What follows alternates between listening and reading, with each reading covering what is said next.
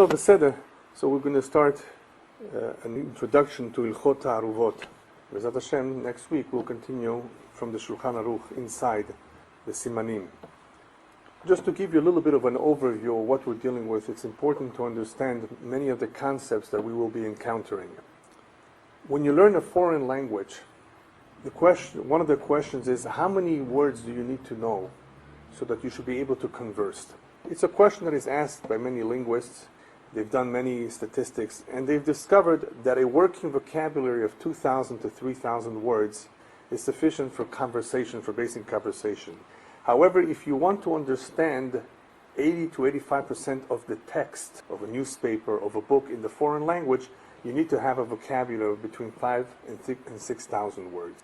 And if you want to be fluent, obviously there's different levels of fluency, college level and so forth, they estimate that you need about 10,000 words to master in the language to be fluent. After you build up your vocabulary, that's assuming you've learned how to read and you have the proper pronunciation, what follows next is you learn the grammar. The grammar are the rules. And once you know vocabulary and you know the grammar, you are prepared to do the next thing, and that is to compose sentences, to structure your conversation in the proper way. In the same way that this applies to languages, it applies to Halacha as well. Halacha is different than Gemara. It's different than Chumash, very, very different than Kabbalah. These are all various areas of learning.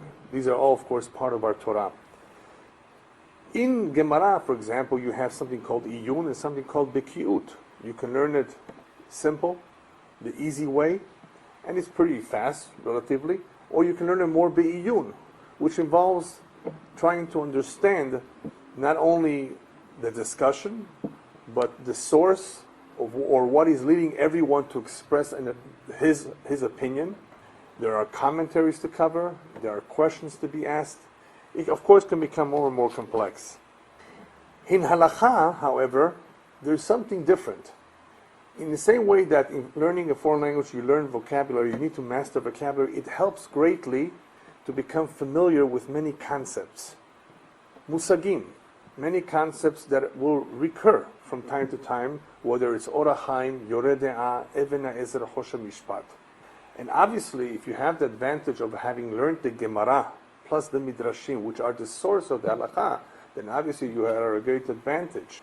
Not everybody has that advantage of being able to sit down and look at the source of the Halacha. But even when you're just plainly learning the Halacha, there are various ways to look at it. One is, of course, to go ahead and master as many terms as possible so that you should have a better understanding with the material that you have to work with, so that if it comes up later on, you can see how it relates to that other halacha. Plus, besides halachot, you have to, just like in languages, you have to learn the rules. After you've mastered the terms, you have to learn the many, many halachot that use those terms. And now comes the chidush. The big chidush about halachot that you don't really have in Gemara so much is what? In Gemara, for the most part, even if you had many difficult discussions, which may take various pages until it's done with, usually you will have a conclusion given to you. Sometimes you have what's called teku. Teku means that we have to wait till Eliyahu and Navi will come and resolve the matter, the dispute.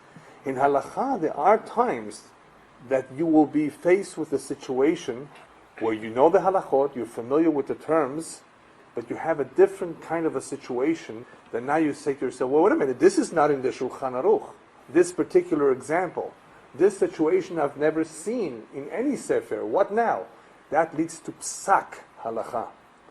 Just like in language, you have the vocabulary, you have the rules, and then you put together sentences.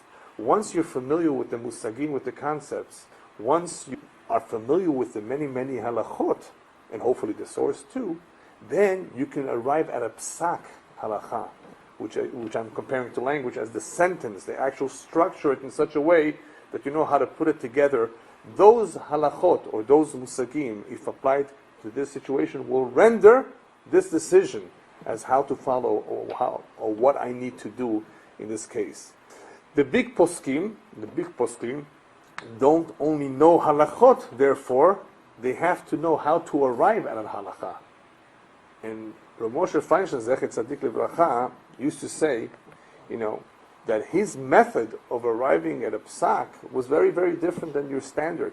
Because where he came from, in White Russia, he did not have all the sefarim that we have today, Rishonim, Minachronim, that he can just look up, okay, what is his opinion, what is his way of thinking, what does he propose, this rabbi. He had to, therefore, he was forced to go to the source, plain Gemara, Rashi, Tosfot, of course, and those commentaries that are in that Gemara, to arrive at his decision. Much more difficult when you don't have any help to construct the whole sugya, the whole halacha from scratch, basically. But in the end, through familiarity of the whole Shas, or the many, many, many commentaries that are available, a posek is able, hopefully, with siyata d'shmaya, with divine assistance, to arrive at the right decision as to what the halacha is in this particular situation that is not written by the mechaber, Rabbi Yosef Karo, or by the Ramah, or by the Taz, or by the Shach, or by any of the nosei kelim, as we call them, all the commentaries that are in the Shulchan Aruch. It is possible. What do you say about electricity? Electricity didn't exist back then. And the Torah, we know, will not change. We don't adapt, therefore, the Torah to the situation. We adapt the situation to the Torah. In other words, how does this fit in? What will the Torah, what will the halacha say in this kind of situation? So the more one has a better understanding of the depth or the background of this halacha, which includes Gemarot, Midrashim, and sometimes even Kabbalah, it would greatly help him understand what the halacha will be in a situation that he's never seen before. And I say Kabbalah too because there are certain ideas that are expressed in Kabbalah that are not mentioned in the halacha. And even though we strictly, usually, most of the time, follow the halacha whenever there is a conflict, but there are some that very much would like to know what the Kabbalah has to say, what the opinion of the Kabbalah is in certain situations, when there is no conflict. So we do sometimes use the Kabbalistic opinion as to a particular situation. So therefore, the more familiar one is with all these aspects of halacha, the background, the gemarot, the sugya, then obviously it's easier for him to render a decision. In this shiur, we don't have the luxury, at least not always, to go through the sugya as they do in kolelim and yeshivot, where they learn a whole day, and they're able to analyze the entire sugya and what the various opinions are between the Tanaim, the Moraim. What does the Mishnah say? What does the Braita have to say? Right? What does the Rosh have to say? We'll try to, as much as possible, go into the sugya on the level of shakla v'tarya. Shakla v'tarya means more or less more of a summary as to what the opinions are in this and this example that is brought down in this sugya, in this masechet. But to actually take the Gemara and sit down and learn every Tosafot, and some of them are very, very long, I don't think we get ahead too long, too much. To learn Basar v'chalav and Taaruvot properly, the way they do it in Eretz Yisrael and other yeshivot for semicha purposes, they actually take several years. We're not talking about Hilchot Shabbat, we're not talking about Niddah and other parts of Shulchan Aruch. To learn this well takes a couple of years. The Masechet Chulin, especially, Shchita and Trefot, you also need practice. Even if you don't like it, you have to learn how to use a knife. When it comes to Shechita, that's part of it. It has to be sharp. You got to know how to use it. It takes hands-on experience. And even though here we don't have that much hands-on experience, occasionally you will get a question by your wife or by a neighbor or yourself. Honey, what do I do? I just use the dairy spoon to mix my cholent, or I just use the fleishik spoon, meat spoon, to mix my coffee with milk. What now? What do I do? That's in Hilchot Basar v'chalav and somewhat in Taaruvot as well. How do you deal with that situation? How do you deal with the food and drink? And how do you deal with the cup and the spoon? Two separate questions, right? What do you do? So obviously, the more familiar we are with these halachot, the better we will be prepared to deal with them.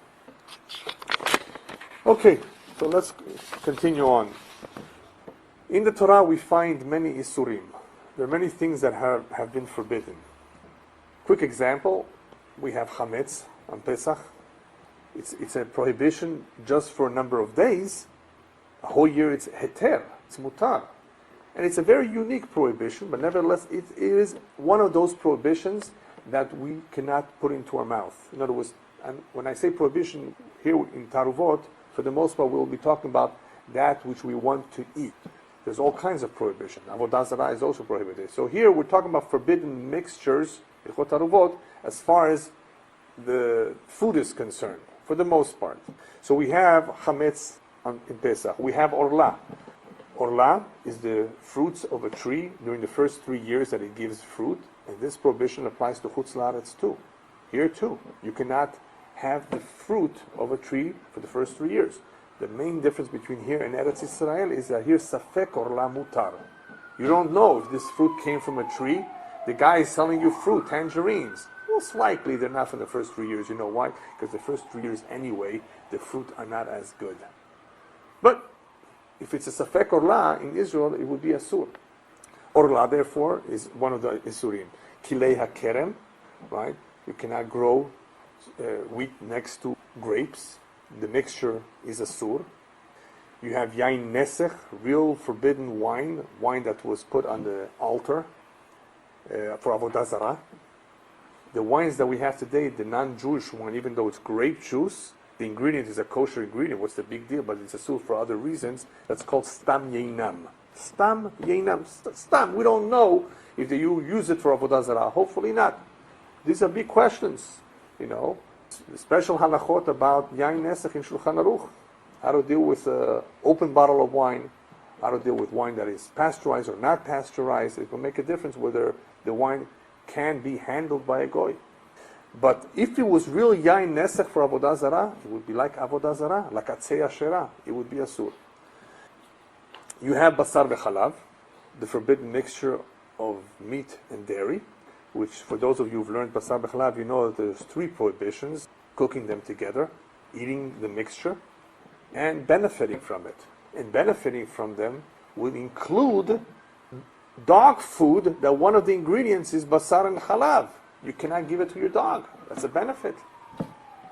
And the bishul would include, you're working for McDonald's, you're out of a job and you're working for McDonald's. Well, you can't make a cheeseburger. That would be a forbidden act, according to the Torah. So in Basar ve'Halav, you have more than the prohibition of just eating the combination of the two. You actually have additional prohibitions. You have the prohibition of helev and dam, fats, certain fats, only in behemot, not in hayot or in chicken. Chicken, for the most part, doesn't have helev, but hayot, if you slaughter a deer, you can eat the helev, no problem. Helev is different than shuman. Shuman is the regular gray fat that you see on meat. Some people don't like it, they remove it, right? But it's okay. Whereas helev is white. It looks more like snow in color, and it appears in certain parts of the animal. And therefore, part of the preparation of an animal for our consumption to be kosher is it has to be a clean animal, right? You want to make sure the shechita is done right? You want to make sure the blood is drained. You want to make sure that the blood is rinsed. You want to make sure that the meat is softened so that you can salt and remove the blood from the inside that is still there, right? You want to make sure you remove the veins that have blood, and you want to make sure that you are menaker the helev. Menaker is the word that's used to remove the forbidden fats. And if you're going to want to have filet mignon, which is the back part of the animal, which Ashkenazim don't have, but some Sephardim do, then you have to know how to be menaker the gid hanasheh, the sciatic nerve. So you see, so much goes into preparing, and we're not done. You know what you need to do after all of that? You want to have a good recipe, you need to know how to cook this meat. You've done everything, you still don't, right? Unless you want to have raw meat. Now, there are ways around the salting. Let's say you're stuck in the desert, you don't have that salt to draw out the blood. You can do it in a barbecue, right? Once you barbecue it in an open pit, the spit, and you let the blood rinse, there's no problem. So there's various prohibitions in a kosher animal. Besides having done everything properly with the shechita, you got to get rid of the dam. And there's different kinds of dam. There's dam hanefesh. The dam hanefesh, for the most part, is the dam that comes rushing out like a stream. If you're ever in a slaughterhouse, right? The windpipe, the foot pipe, and the 2 jugular veins in between are severed. All of a sudden, zoom, a lot of blood comes out. That's called dam hanefesh. Dam shehanefesh yotzed bo. That the nefesh leaves the animal through it. That's asur. Not only is it asur, dam and helev, this kind of dam and helev, which is a forbidden fat, are isur karet. It's not just a lav. We're going to be dealing with lavim here. To eat pork is a lav. You know that to eat some insects is more serious than to eat pork? Because sometimes with certain bugs, you can be over, transgress 6 lavim, not just 1. So even though it's only a lav and you may get malkot for it, right? It's still 6. So you want to be careful with bugs. But dam and helev are very unique. Isur karet. If you eat, most people don't have blood. But if you go to the Philippines, they have something called a blood soup. So if you're ever in the Philippines, they serve something red. You know what it is, right? Yeah. Anyway, so that's isur karet, but that's another form of isur, as well as the helev. And then, of course, we have basar lo kasher. There's 2 kinds of basar lo kasher, actually 3. One is a non-kosher animal, pork, bacon and eggs, right? That's lo kasher. Plus, you can have trefa and nevela. What's the difference between trefa and nevela? You know, sometimes people are very unhappy when they see a situation, 2 situations. They don't like either one. And it's ze trefa ve ze nevela. You know, they're both no good, right? In Halacha, there's no real big difference today. In the olden days, there was a difference. Trefa means the animal was slaughtered correctly, but inside there's a problem. There's a hole in the lungs. Right? The bodek, not the shochet, the bodek took out the lungs to check if there's any holes. He suspects that maybe there is. So he blows it up like a balloon, puts it in water, just like the tires. You know when they check your tires if there's a nail? Very similar process to check if there's holes, if it bubbles. So it could be a taref, it could be taref. And many, many cows, unfortunately, you know, are not glat at least. And some of them, you know, try from 100 cows, you may only get a 3, 4, 5 glat, depending on where you slaughter them, what cows they are. South America, I think they have more luck than here. So that's taref. Everything was done right. Taref. Then you have a nevela. He didn't slaughter properly. He didn't check his knife. There was a pegima. Right? In the knife, you have to really check. The halaf, you have to really check. And that's where you'll find shochatim. Some of them have bigger nails, because that's a very sensitive spot. The nail, check the knife over your nail. Some of the temanim wanted to show off. They check it on their tongue. I don't recommend that. Yeah, but if you're very sensitive and you concentrate well, you can see if there's a small itch. Although, I mean, if you don't do it, it may be a nevela. Ata menabel et habehema, the shechita will not be good. But what's the difference? The difference is nevela renders the animal tameh, tumat nevela. Today it doesn't make a difference. In the days of the Bet HaMikdash, tumah v'tahara, it would make a difference. Nevela has tumah. Terefa does not have tumah. Terefa, you've made a good tikkun to this animal. According to the Kabbalah, the shechita is a tikkun for the animal. You're elevating the animal to a higher level for human consumption. Are you going to make a beracha on this? This is great. Do you know that sometimes in this animal there could be a soul that's reincarnated? And if you make the shechita properly, and you do everything else properly, and you give it to the poor, or you make a beracha yourself, you've elevated this to a higher level. So that's what a shechita does. So therefore the shechita, even though it may be taref, it has elevated the animal, there's no tumah. That is why there's no tumah in the terefa, but there is in a nevela. Just like a dead cadaver, a dead animal is metama. In the same way, when you slaughter it, or you shoot it, or you electrocute it, nevela, it remains tameh. So these are all examples of isurim. Basar lo kasher, or nevela or trefa, would be pretty much for us would be the same thing in case this animal got mixed up in the mixtures that we'll be learning B'ezrat Hashem in the next couple of months. You have a couple more isurim. One is called tevel. In Eretz Yisrael, this is more applicable in here. You want to make sure that the food you buy, the fruits and vegetables, they were taken care of as far as trumot and maaserot, the truma and the maaser. Even though today teruma is not really so much of an issue, the kohanim are not clean enough to eat the truma, but they have to be removed nevertheless. And truma is very easy. All it takes is one orange out of the pile. Maaser is a little bit more involved. Maaser means temper. So you have tevel, you have fruit that will be considered tevel, it means it's still all mixed up. The trumot and maaserot have not been removed. And this could be very, very serious consequences for somebody who eats terumah and he's not a kohen, or if he's a kohen but he's not clean. Trumah for a zar, trumah for somebody who's not a kohen is a big isur. Same thing with the teva, where you did not remove the trumah or the trumat maaser. All of these are forbidden things for us to eat. As I said before, some of them are stricter than others. Chametz, what do you get for eating chametz on Pesach? Karet. It's permissible a whole year. All of this is bread. It was kosher a whole year. No, only during that 7 days it's chametz. And the Chachamim made it not only asur, as it is by Torah standards, kazait, it's asur b'mashehu.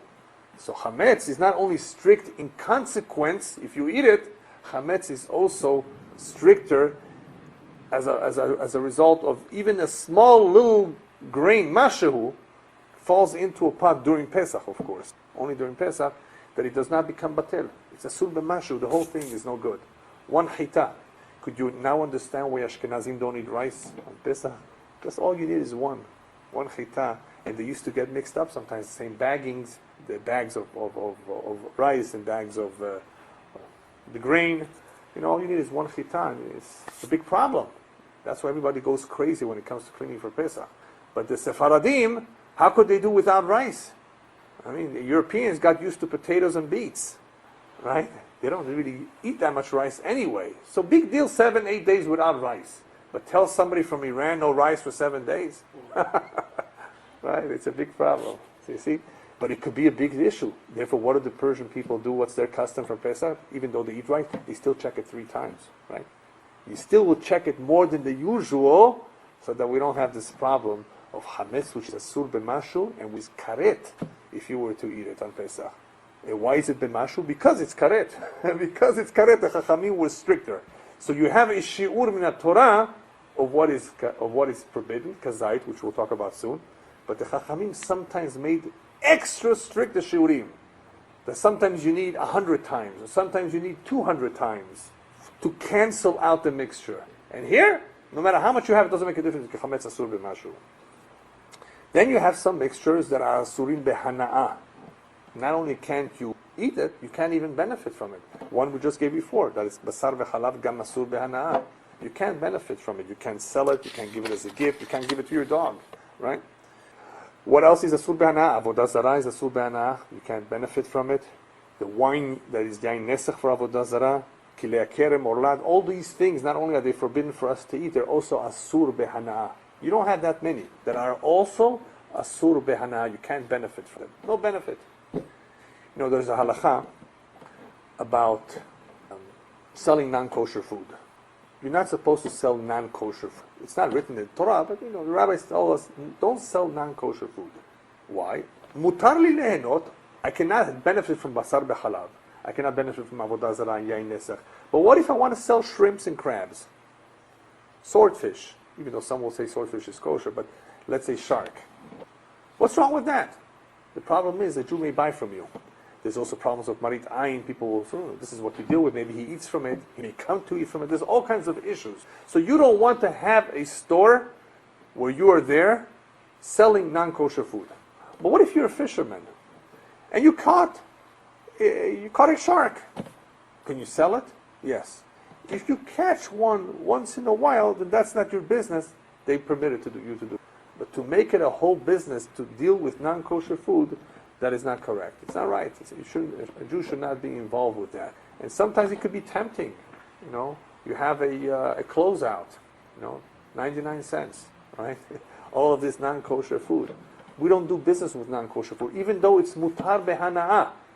You know where it would be mutar? Remember we spoke about hefsed merubeh, in big loss? A guy owes you $150,000. Says, listen, I don't have a cash, but I have storage.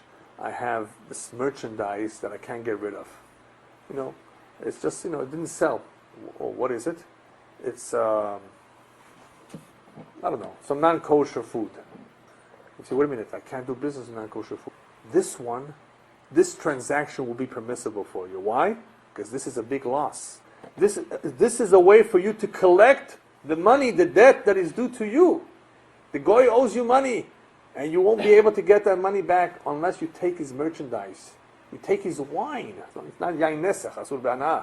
You take any kosher food that is mutar behana'ah, even though I'm not supposed to be doing business with it, but because it's not asur behana'ah, in order for me to save my money, I would be able to take all that and sell it. See, so there are situations where we would be able to do that, but not if something was asur behana'ah. Now let's go to shi'urim. Now that we understand more or less the various types of isurim, what did the Torah have in mind? How much do I have to eat from something for it to be asur, for me to get either malkot, or for either to be hayaf karet, or mitabi dei shamayim? It could be either one of the three. How much does it have to be? A half a pound, a pound? The halacha is, for the most part, it usually is kazait. What do we know that? The Torah does not talk about shiurim. As you know, the Torah is called Torah shebichtav, the written word. We have Torah sheba'al peh, the oral word. The oral word is a lot more expansive than the written word. Look at all the shas, look at all the mishnayot. That's Torah sheba'al peh. The midrashim, that's Torah sheba'al peh. All the details that were not written in the Torah shebichtav, that were transmitted, that were taught by Moshe to Yeshua to the Zekenim, from generation to generation until Rabbi Yehuda Nasi, it was all oral. Rabbi Yehuda Nasi came and did us a big favor. We were becoming forgetful. He anticipated or saw the galut coming about. That Torah Chazal Tishtakach Mi Yisrael will be forgotten. He went and wrote down the major halachot of the Torah Sheba'al Peh in what is called the Mishnah. So we have Torah Shebichtav, we have the Torah Sheba'al Peh, and then we have another category in between called Halacha LeMoshe Misinai. It is similar to something written in the Torah, but it's given by Moshe directly, but it was not written down in the Torah. So it's not just Torah Sheba'al Peh, it is one level higher. In other words, it's something that really belongs in the Torah. It's something that really goes along with what is written. And it's Halacha LeMoshe Misinai. There are various examples of things that are considered Halacha LeMoshe Misinai. One of them are the Shiurim. According to one Gemara at least, Gemara says, Shiurim Halacha LeMoshe Misinai. We know that you cannot eat pork. How much do you need to eat pork in order for you to have transgressed the Isur and suffer the consequences? Kazait. Kazait means like an olive. Now, how big of an olive? An average olive. There's big olives, there's small olives. We go by the average olive. Now, I'm just warning you now that when it comes to midot, when it comes to measurements, when it comes to trying to figure out today how much is an amah, how much is a tefach, how much is a kazait, in volume at least, all these things, there are various opinions. There's the opinion of the Chazon Ish, there's the opinion of Chaim Naeh. There's various opinions as to have the measurements changed, how do we go by, how do we determine. We're not going to get into that in this shiur.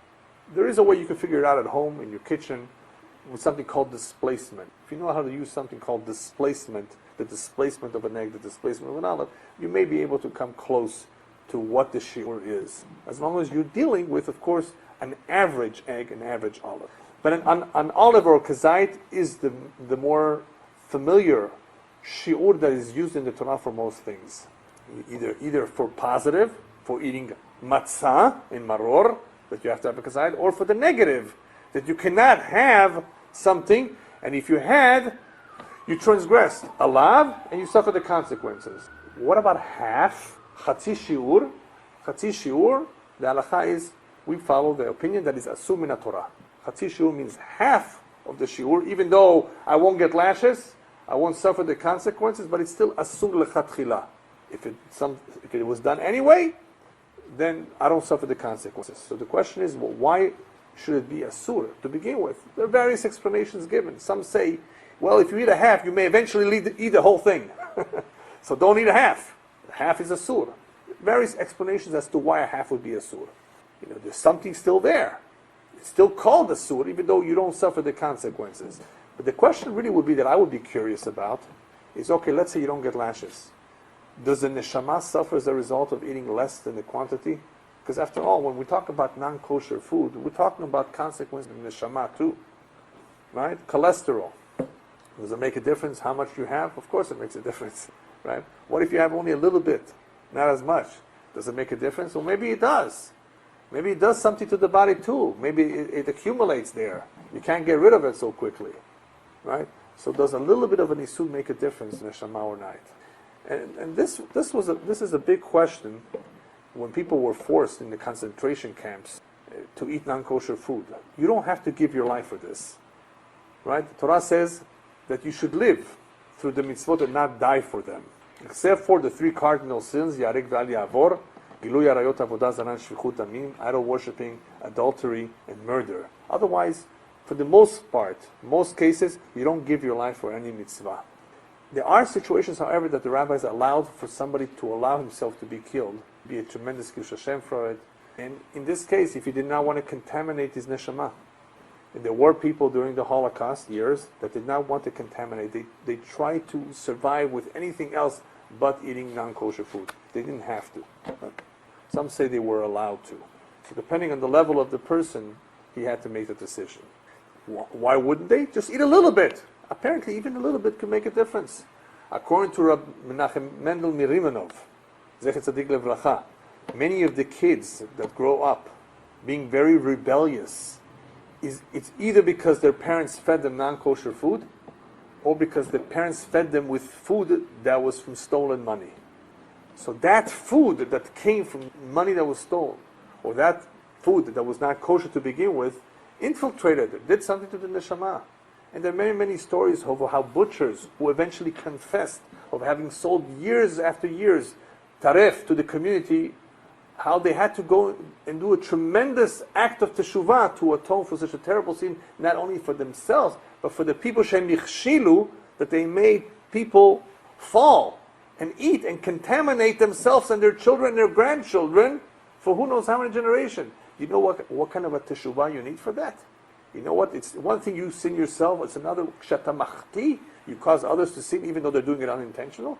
It's the consequences. Even though you did it not intentionally, the consequences are still there. It still contaminates. It still does something to the neshama. So you want to have a half an isur? No. When does these minute isurim make a difference? On Yom Kippur, if somebody cannot fast, then of course we try to figure out how to give him the food in small amounts. Then small amounts can make a difference. We try to minimize as much as possible. But otherwise, you don't want to take a chance and put something into your mouth that is questionable. So for the most part, all the major isurim in the Torah are kazait. The exceptions are, on Yom Kippur, if you eat, you would have to eat kekakotevet, okay, which is a little bit smaller than an egg, bigger than a kazait, in order to transgress the isur of achila b'yom kippurim. Why should Yom Kippur be any different? Because Yom Kippur, we don't see an isur of not eating. We see a commandment of abstaining from bringing any pleasure to yourself. It's actually ta'anot. You have to be pained. And the Chachamim tell us that this is the shi'ur, that if a person were to eat, he would be somewhat satiated a little bit. It's more than a kazait. And when it comes to drinks, even though the shi'ur usually is revi'it, here it would be a little bit less. It would be malelug mav, which is filling up one part of your cheek with liquids. There is a Gemara that says, however, that all the shiurim are midrabanan, not by the Torah. So the commentary Maritz Chiyot explains that even though one says halacha leMoshe Sinai and the other one says midrabanan, possibly the answer is that they really, all the shiurim halacha leMoshe Sinai, except that the rabbis were given the permission as to apply how much is the shiur here and how much is the shiur there. But otherwise, all the shiurim, all these measurements that we have, even though it's not written, it's halacha leMoshe Sinai. Chametz, as we said before, is also unique, but it's also midrabanan. The shiur of mashehu is midrabanan. All these isurim, for the most part, are kazait. The next shiur that you will encounter from time to time, not so much in Yore Deah, is kebe'ah or kebetza, like an egg. What's the difference between an egg and an olive in size? When we talk about an egg, the shiur of an egg, whenever it says an egg, it means an egg, complete egg with its shell. There's a machloket between the Rashi, the Rambam, various opinions as to what the shiur of kazait is in relation to an egg. Some opinions hold that there are 2 olives per egg, and some say that there are approximately 3 olives per egg. This will make a difference in another area of halacha that is called b'chdei achilat pras, that you may encounter in Yore Deah. B'chdei achilat pras is a very important term to remember, because it does apply to halacha Taaruvot as well. What's achilat pras? Anybody here know what the word pras means? Huh? Price? No. Pras means half. It's half of what? Half of a kikar, half of a loaf of bread that you eat bread. But a pras is a half of that. So how much is a pras? Pras is either 3 or 4 eggs. There are two opinions as to how much a whole kikar is. How much a whole bread is, either it's 8 or 6. So half would be 3 or 4. Well, if a pras is 3 or 4, then how many kazaitot do we have in a pras? It's either 2 times 3, right? Or 3 times 3, unless you use the 4, of course, right? The amount of olives per egg. That is how you determine how many kazaitot you will have in a pras. And this is important when you're trying to figure out one of the shi'urim that we'll be talking about, and that's called bichdei achilat pras. Bichdei achilat pras means 2 things. The time that it takes to consume a quick, simple meal, at the very least, the bare minimum, bichdei achilat pras, that is time, an amount of time. Also, it's an amount of food that we just said. And this will make a difference in Taaruvot. If you have something mixed, you have an issur that was mixed. But an issur that is mixed can be diluted. Depends how much of a mixture it is. It could be so diluted as perhaps it cancels out. Perhaps it disappears. Obviously, it depends if it's a solid or a liquid. So kidei achilat pras is a term that we'll use occasionally, especially when we go to the topic of ta'am ke'ikar. Ta'am ke'ikar, I'll explain soon, needs to, according to some opinions, involve this particular terminology. By the way, anybody know how much the time of achilat pras is today? Any issur, the reason why you need to know today is because if somebody needs to eat on Yom Kippur, remember we talked about minimizing, we try not to give him the kakotevet, the amount that he's not allowed to have, within an achilat pras. So it ranges between 4 and 9 minutes, the various opinions. Right? It depends on how much it is and so forth. It ranges from 4 and 9. So if you want to be strict, you don't want to have that amount within 4.5 minutes. You want, what is that? Exactly. And the other way around, in the positive sense, if you want to eat kazait, you want to have it because it's the mitzvah to eat, like kazait matzah, you want to make sure you finish it within the 4.5 minutes. It's about 4.5 minutes, if you want to be on the stricter end. And on Yom Kippur, of course, you want to spread it out so as not to have too much. And this way you can have little drinks, little sips of lesser amounts over a large amount of time, so you're not transgressing the issur. You're not allowed to do it lechatchila, but if somebody needed to do it, you could do it. Maror too, by the way, but not just matzah, maror too. Okay, let's go on to the next topic. That is another concept of the Taaruvot, is that in the whole Torah, en heter mitztaref li'issur. What does that mean? Let's say you're eating a chatzi zait, non-kosher food. Chatzi zait. And you're eating something else with it, mashed potatoes with it. So together, between everything, it will be a kazait, or more. That other half of other permissible food does not complement or complete the zait. Heter does not combine with issur to make a whole. They're two very different. So you say to yourself, well, why would I think they do combine? Because in 2 places in the Torah they do combine. That's the problem. In Nazir, if a Nazir would have a piece of bread with grapes, with wine, right? Half a zayit of this, half a zayit of this, he would be transgressing. He would be going against the Torah. That's the hidush. And what do we know this from? The Torah doesn't say it. The rabbis learned it from the word mishrat, that is brought down by Nazir. Any mixture, any soaking, any combination.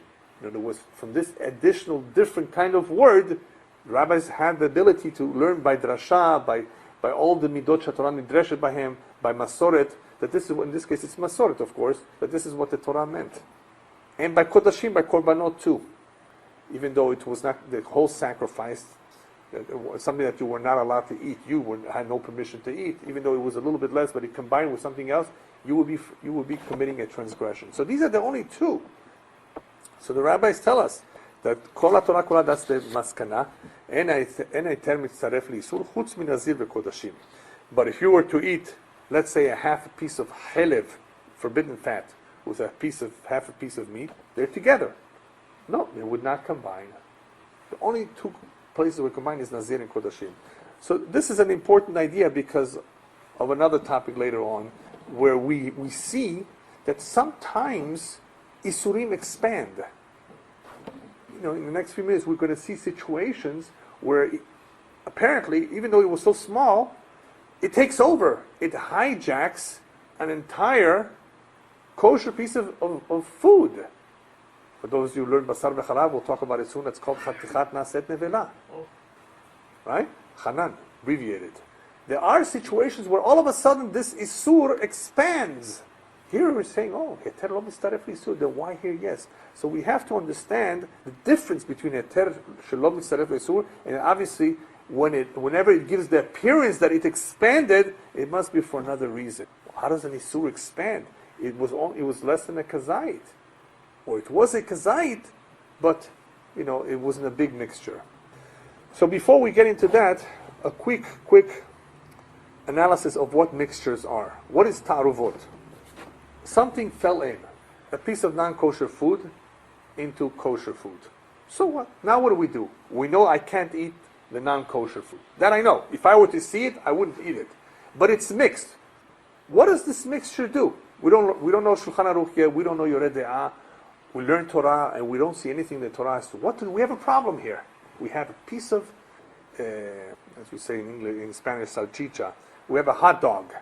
All right? That's what they call it, one hot dog? Or do they call it sausage? Yeah, whatever. Yeah, a non-kosher one fell into a whole bunch of kosher ones. You're cooking, right? You're cooking, and you can't tell the difference. They all look alike, same color. What do you do now? Remember what we said at the very beginning? It's easy to throw the whole thing out, but do you need to?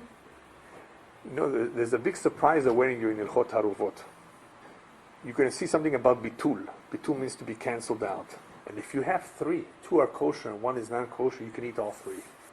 Wow. You can eat the non-kosher one, but one of them is for sure not kosher. But you don't know which one. You don't know which one. And we're going to talk about it's not so simple. There's some opinions that hold that you cannot eat all three at the same time. Because then you're for sure eating non-kosher. You take one at a time. Right, different people. That's what we'll be talking about later on, not in the beginning of Halacha Taaruvot. Later on in the siman that deals strictly about bitul.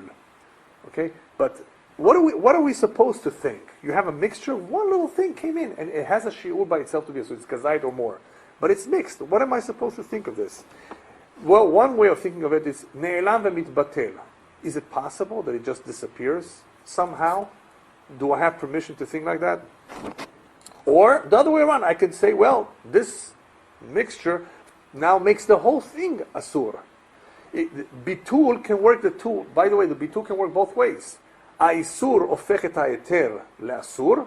The isur makes the heter asur, or heter makes the isur heter. If we say there's something called cancellation, maybe it works both ways. Is it possible that the isur should make the heter asur? Or the heter make the isur heter? In other words, can they cancel each other out? Are we talking about a safek here, and therefore I need to deal with it as I would deal with other sfekot? Or is there a metziut acheret? Is there a new phenomena here? There is a completely brand new situation. A mixture has some sort of special halacha. We don't know, but these are the way we're supposed to analyze, and that is how the various opinions or explanations are given, by trying to figure out. There are many achronim, especially achronim, recent commentaries, that do very, very intense analysis in many areas of the Torah. One of the famous ones that was a very, very, very, very great Talmid Chacham who had a photographic memory was the Rogachover. I mean, he just knew everything by heart. And he had a very deep mind, and he was able to analyze things very, very deeply. Could we use a light bulb for Havdalah? That was one of the questions that he was confronted with. So, he analyzed, is it light? What's the filament? I already forget what the analysis exactly was. What is it that you really need in order to be able to figure out if you could use a light bulb for Havdalah or not? So that is what we need to do here. In order to properly understand all the very deep and difficult, complex concepts in Taaruvot, what is this Taaruvot all about? All right, once we figure out that there's something here that is mixed in, that is a problem. Let's call it a problem. What about if it's not the real McCoy? What if it's just the ta'am? What if it's just the flavor? It fell in, got cooked up a little bit, but I was able to take it out because I was able to recognize it. But during the time it cooked, ta'am was flavor. How do I deal with the flavor? And that's a big, big sugya in Yore Deah, called ta'am ke'ikar or not. Is the ta'am, the flavor, like the real McCoy, like the real isur? It's flavor. Or it's just flavor, but the isur is no longer there. This makes a big difference because let's say I don't recognize it. And let's say I do apply the rule that we all are familiar with now, that there is bitul berov. It's all lost, it's all canceled out, but I can still taste the milk inside. Right? That's what we're going to be dealing with B'ezrat Hashem next week with a kapela. He's going to determine if there's a taste. Well, why do we care if there's a taste or not? It makes a difference. If taste matters or not, it will make a big difference. Now in Basar v'Chalab it's easy. You know why it's easy in Basar v'Chalab, the flavor? Because the flavor is what makes it asur. It's the combination of milk and meat. You don't even have the issue, it's tam like the ikarna, because that's exactly what the Torah had in mind to forbid. The combination of milk and meat. So tam ki inkar in basar v'chalab is not even an issue. It's not even a start. I mean, that's exactly what the Torah had in mind. You bring the two together, boom, it's asur.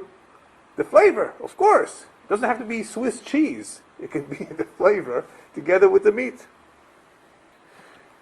Now, let's say you have a problem. You have a flavor. Let's say it's a problem.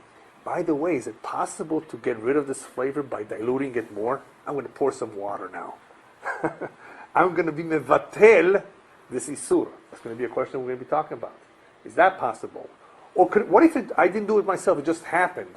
There's a lot of water. There's a lot of liquid. Is the liquid going to overwhelm the isur and it's going to be mevatel? The flavor is going to be so diluted. Or is it possible for me to somehow filter it out? Can I remove the isur? And that is what we'll be talking about later on in Taaruvot, about a concept called efshar lesochto. Efshar lesochto means a piece of meat fell in. It gave, right? It was asur, okay? But by the time that it was in all this spot, the isur within this piece of meat got cancelled out. Got diluted because of all the other potatoes and carrots and liquid there. The isur that was originally in this piece of meat that fell in, that was kosher piece of meat, right, is no longer there. It's canceled. You won't feel it at all. But why don't I feel it? Because I'm extracting the liquid or the tam, the flavor that was asur, from this piece of meat. So one second. So what's the question? The question is, this piece may be okay now. Or is it not okay now? Because once upon a time it was asur. Will it all of a sudden go back to being mutar? Because somehow I was able to directly extract the sur from it. So these are questions that come up with Hashem later on that we need to know. Tam keikar will make a difference in understanding this. Yes?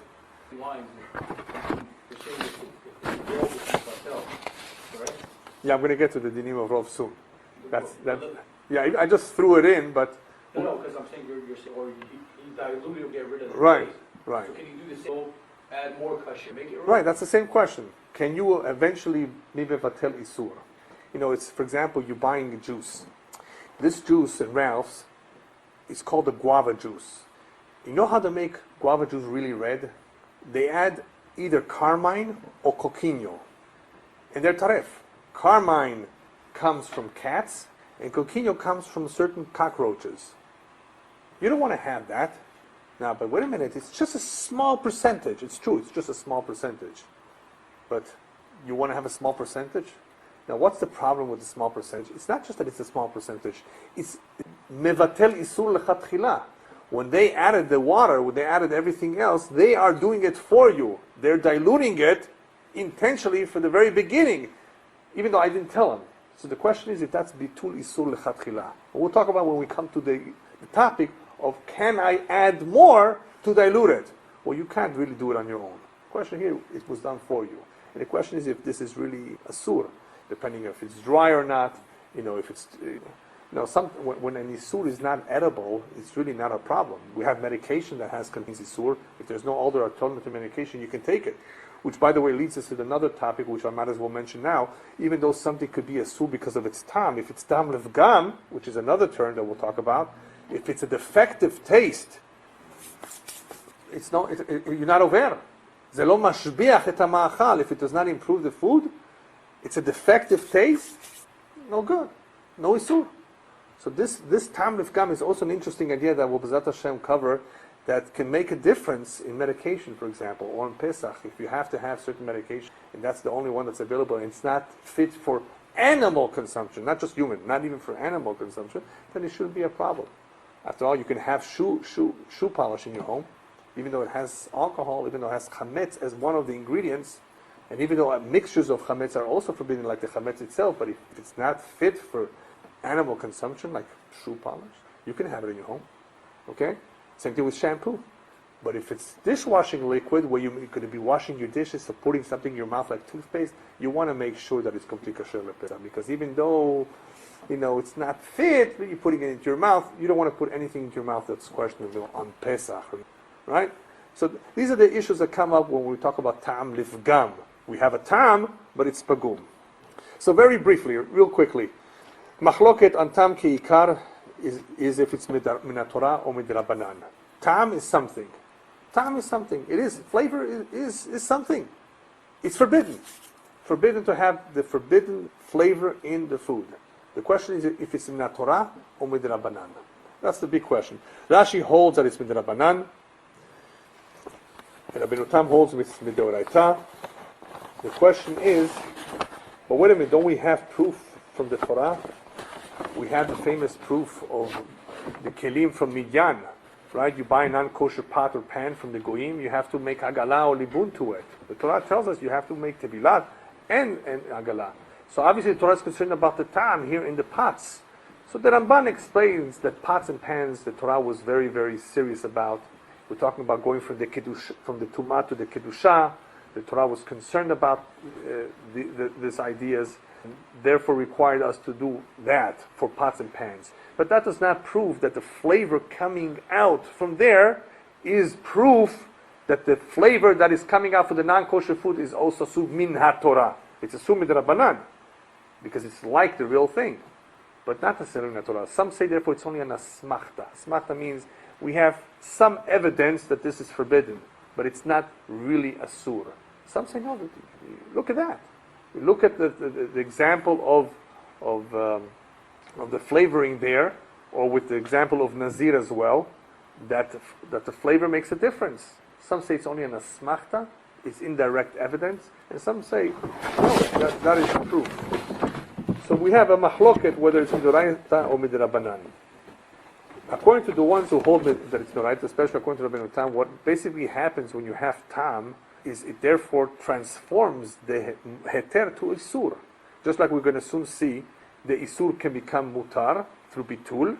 Here the heter through the tam, unless there's enough of the heter to cancel it out, it will become, it will be an opposite bitul. The isur will make the heter asur. Right. Some, however, require achilat pras. So remember we talked about achilat pras? Instead of getting to all the names of all the opinions, I'll just basically tell you the opinion. One requires that in order for this tam to be asur, you need to have an amount of achilat pras. And if you have that kazait, bichdei achilat pras, of flavor within that amount, then it's asur. You have to have at least that amount.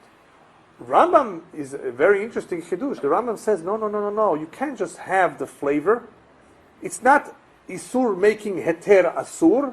You're not transforming it. No way. Where do we see that? Remember we talked about before how isurim can grow? Rambam says an isur cannot just grow more than what it is.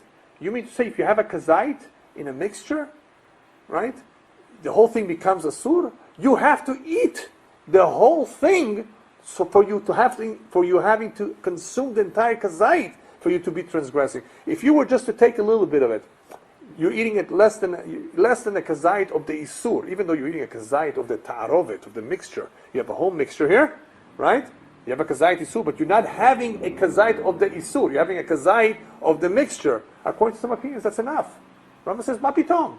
You're not having the whole kazait. Since when does isur make the heter asur?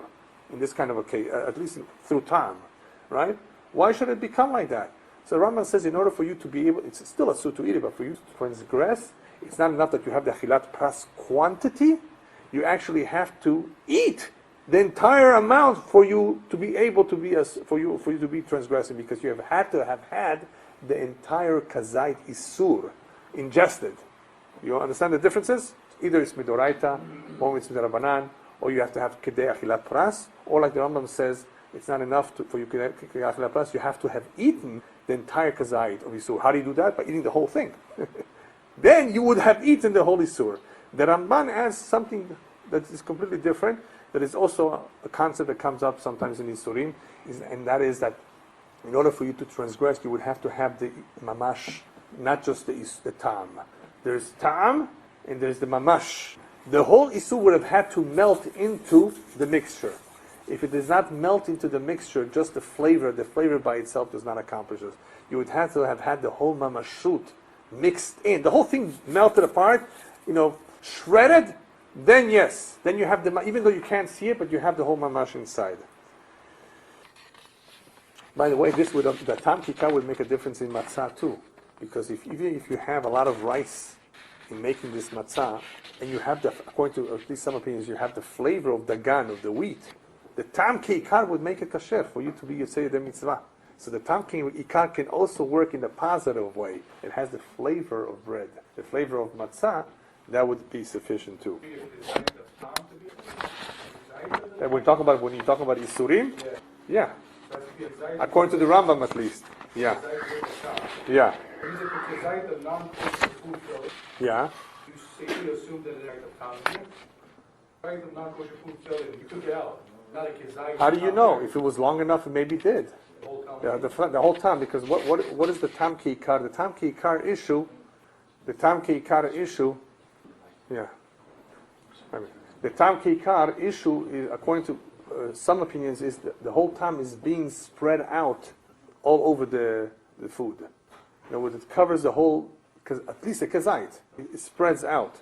And that's why in some ways it's even more serious than heter mitzaref le'isur, where heter mitzaref le'isur, you don't have the whole thing. You have half of each. Here you have the whole thing, perhaps have the whole time going over the whole kazait. Yeah, okay, so let's just finish up a little bit more.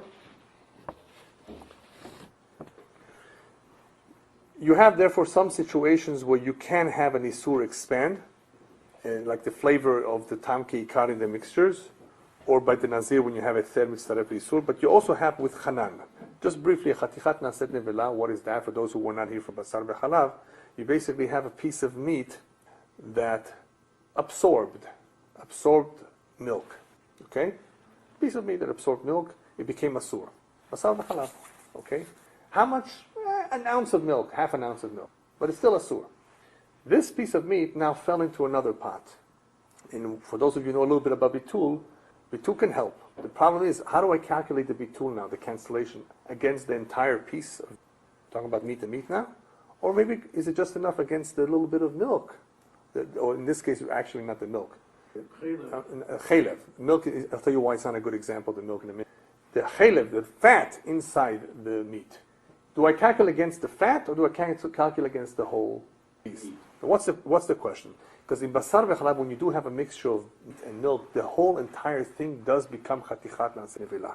Everybody holds that, pretty much. Almost everybody holds chatichat naset nevela in Basar v'chalav, because that is, as we said before, the real mixture, the two together. So that's not a question if that were to fall in. The question is if it was chalev, not chalav. Sometimes when you read the Shulchan Aruch, you want to make sure you're reading you don't have vowels. Is it chalev or is it halav? Huh? There's a joke in Israel. Somebody did not write, don't know how to write well, and he wanted to sell halav kasher lePesach, and he wrote it with chalav. He wrote with a kaf, and Pesach he wrote with a taf. Kelev kashur lapetach. A dog is tied to the door. Kelev instead of halav. Kasher he also, I guess, wrote with a kuf instead of a kaf. And la Pesach, instead of writing la Pesach with a samach, it was a Ashkenaz. The petach with a taf. Anyway, so chelev halav, you have to know how to. So in the case of chelev, a little bit in the meat, what do we do now? Do we say hanan b'kol isurim or just in basar b'chalav? Chatichat naset nevela, do we say it in all other isurim? So that's also mahloket the Mechaber says you don't say it in all the Isur, right? And the Ramas and others say you do. Just that the Rama has various conditions on how this piece of meat with fat has to be usually close to each other in order for us to be extra strict and apply the rule of Hanan to this piece of meat. Now, why am I introducing this again here?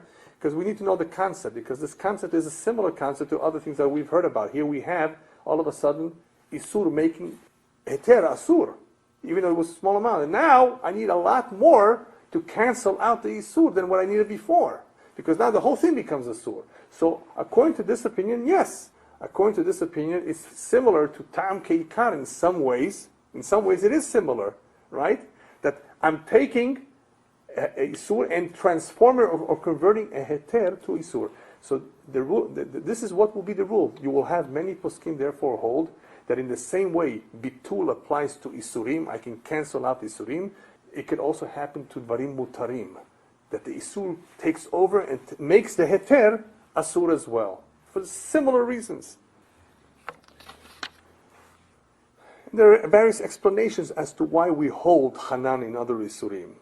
The various, Ran says that it's like Basar Bechalav. Some say that the Isur is there. Some say that you may not calculate properly. When a real Isur comes, you may only calculate against the flavor, not the whole. Various ideas as to why I would apply the term of Hanan to other Isurim, even though in Basar Bechalav it's obvious it applies. But why should I apply it elsewhere? So these are Gzerot, these are Midrabanan, these are things that are not Deoraita. This makes a difference, because if you ever have a Safek, a doubt, it makes a difference if it's Safek Deoraita or Safek Derabanan. Safek Derabanan lekula, Safek Deoraita lechumra. So that's where this will make a difference. Real quickly, one more idea before we go to Bitul, in that just like an Isur can become bigger, an Isur can become smaller, an Isur can become diluted, an Isur can cancel itself out. And this will be an issue with Kapelat that we'll be discussing maybe next week. B'ezrat Hashem, what happens if you have more than 60? We'll talk about the amount of 60. And you can still taste the flavor. It still tastes like something. Certain sharp foods spices can make something taste even beyond 60.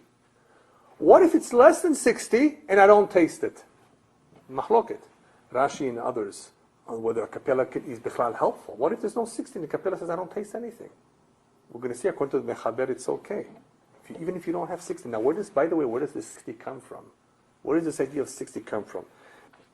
So let's just quickly spend 2 minutes about Bitul, since this is a topic that we'll be covering in Halacha Taaruvot, but later on. What's Bitul? Bitul is cancellation. We started off in the introduction a little bit about the issues or the problems that can occur, mixtures, and what do we do with it? Well, the Torah says, listen, I have a solution when you have a mixture.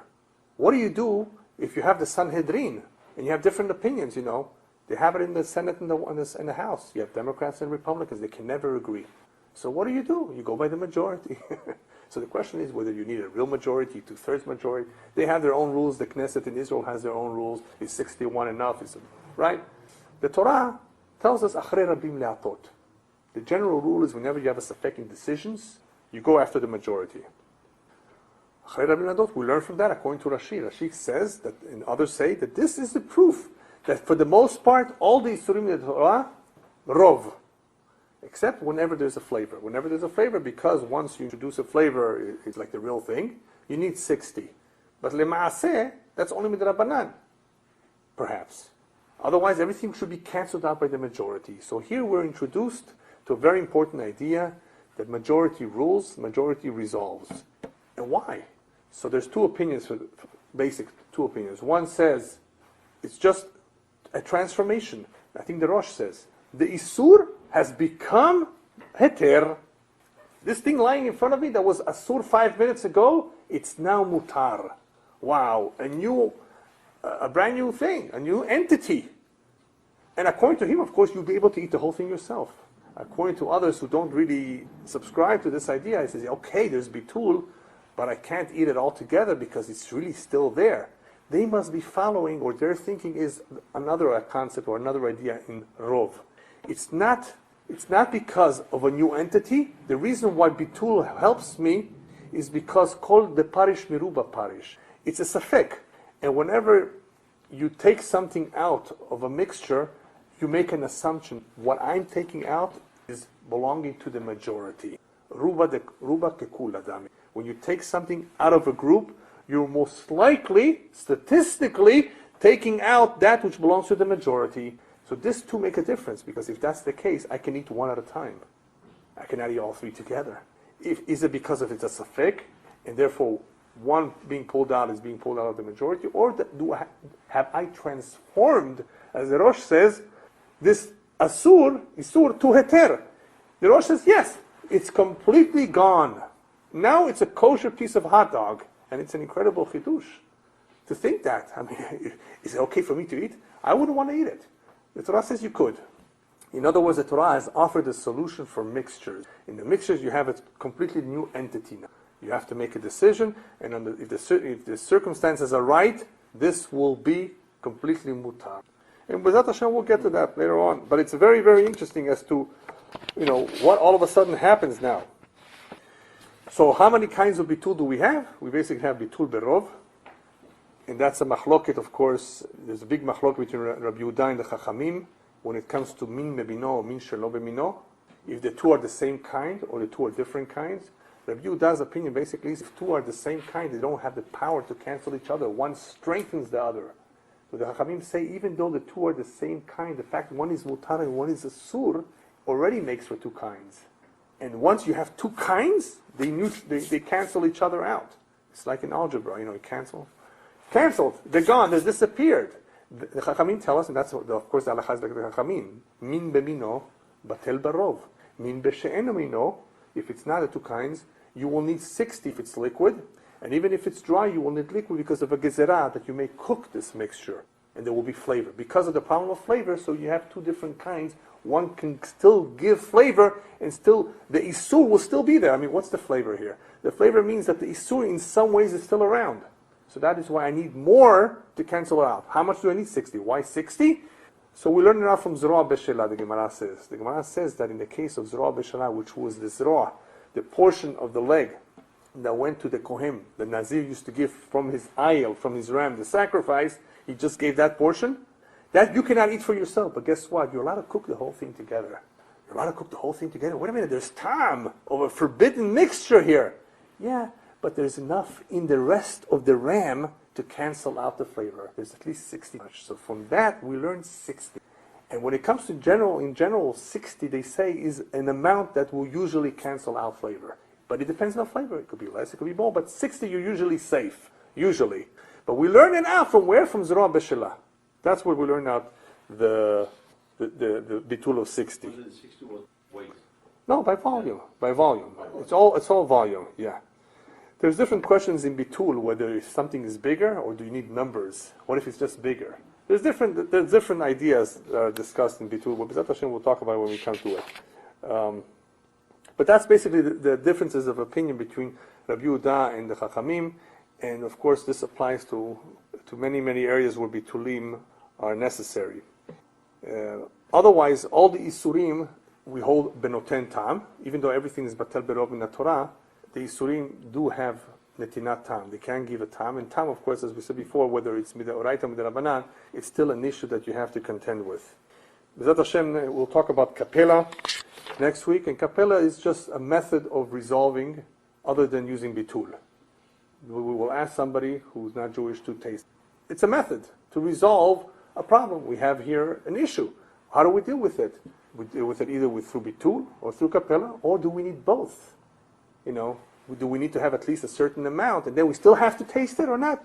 That's B'ezrat Hashem something that we will discuss next week.